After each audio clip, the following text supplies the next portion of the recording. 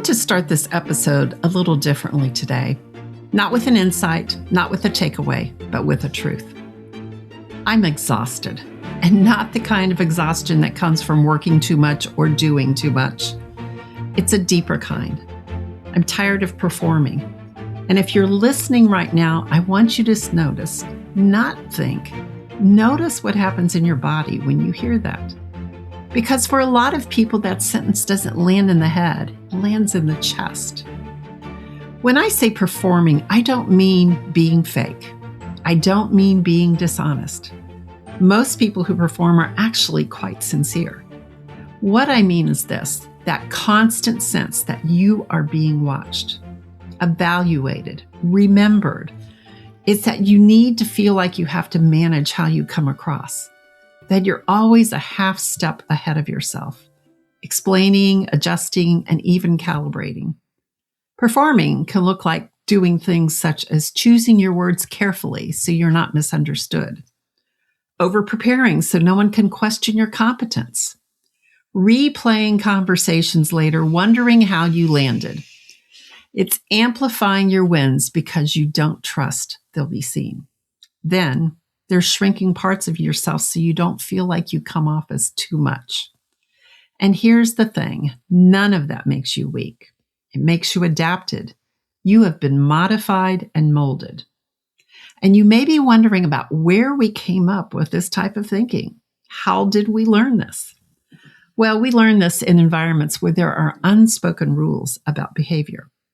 When you work in business, any business, there are expectations.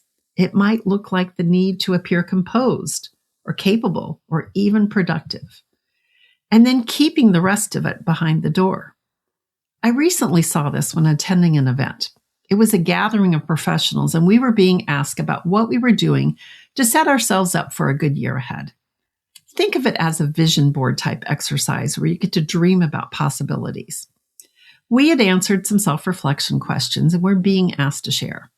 And one of the women sitting at my table spoke about a big goal she had for the year.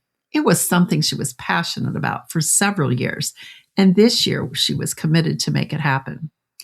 The group facilitator expressed support and encouragement, and many others in the room nodded along. But what happened next surprised me a bit. This successful and polished woman leaned over to me and asked, "Was that okay, what I shared?" And a few weeks later, we were talking and she thanked me for how I had responded to her question. What had happened in that moment was she felt vulnerable, maybe even a bit unsafe. And that made me think hard about how so many people have been conditioned to wear this mask to perform, and doing that for decades. In a career, it takes my breath away. That could be exhausting. And when you break this down of what this looks like in our world, we've often seen it with men too, where they've been conditioned to suppress their emotions, to carry pressure quietly, to do what we might call handle it. And women, they've often been conditioned to prove themselves, to stay just visible enough to manage perception in order to be taken seriously. It's a different type of training with the same result. What we experience here is a nervous system that doesn't fully relax. And for me, this pattern started long before work. I'm the oldest of 3 girls, and if you're an eldest daughter or even an eldest child, you're probably going to recognize this. When your first sibling arrives, you become the third parent. You learn to read the temperature of the room early. You notice what's unsaid, and you feel responsible for how things feel. You don't just participate in the environment, you regulate it. You smooth things over, you anticipate needs, and you carry this weight quietly.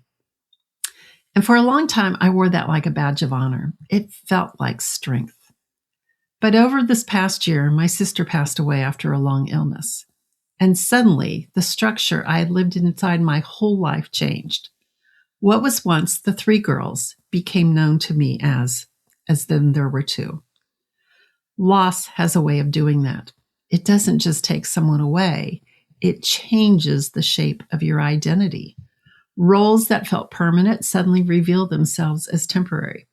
And I began to see something I never fully seen before, that the self I had been protecting, the capable one, the steady one, the regulator, was not really my core.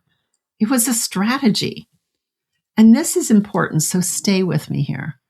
The version of you that performs, that explains, that manages perception, that self was never wrong. It kept you safe.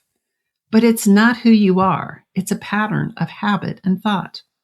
And here's the part people don't talk about. When that self starts to loosen, it doesn't feel dramatic.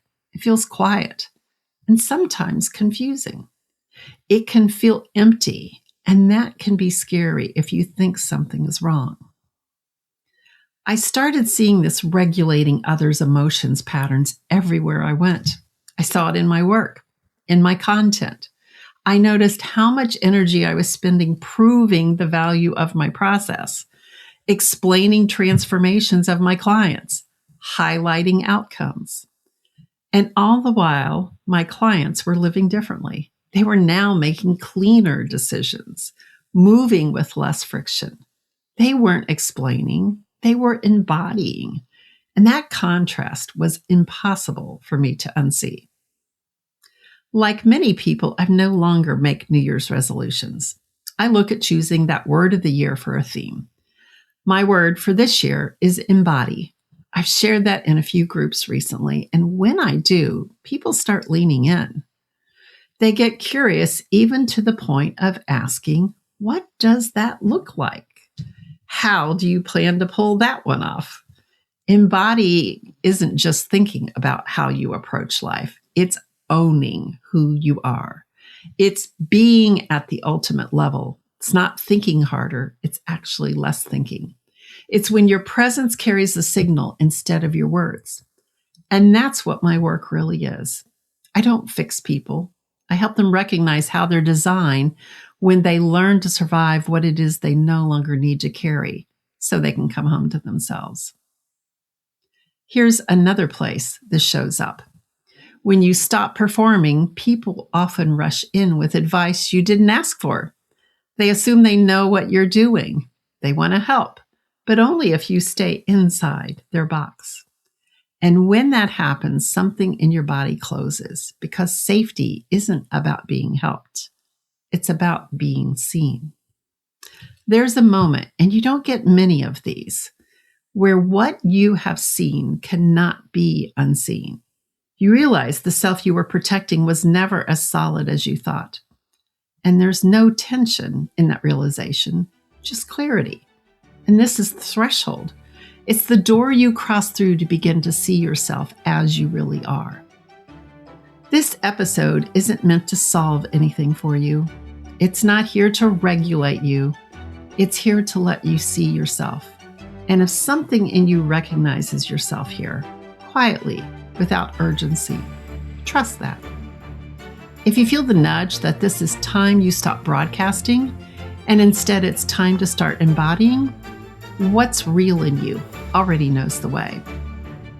So that's it for today. Join me here next week. But if you ever want a place to explore this more deeply, you'll know where to find me. Not today, not urgently. You don't need to become anything new. You just need to stop performing what you already are. We'll see you here next week.